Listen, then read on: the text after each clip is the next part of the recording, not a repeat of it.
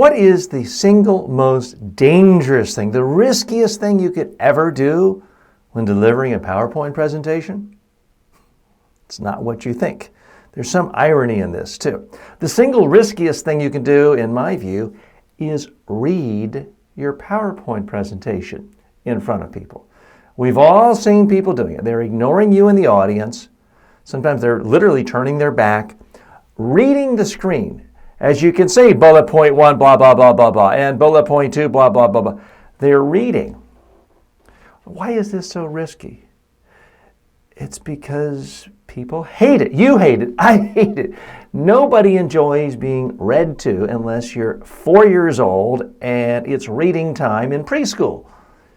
It is extraordinarily annoying to most adults to have another adult read to them when the text is right in front of them. It's condescending. It's kind of suggesting that, hey, folks, you're too stupid to know how to read. Let me read for you.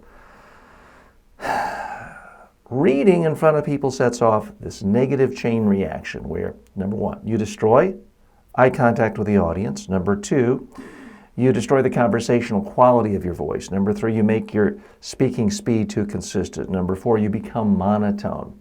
Number five, you can no longer read the audience to see, do they have questions? Are they confused? And on and on and on. There's so many negative things that happen when you read. Now, the great irony of this is that people do it because they think, I want to play it safe. I don't want to mess up. I don't want to make any mistakes. I don't want anyone to accuse me of leaving anything out. So I'll play it safe and read the bullet points from a slide. Now, you're virtually guaranteed to make everyone tune out, check out. I know what I do and probably what you do when someone starts reading a PowerPoint. That's the perfect opportunity for me to check email. Oh, there's a sale on Groupon today don't give people that excuse. So whatever you do, I beg you, I plead with you, play it safe. Don't ever read from your PowerPoint slide.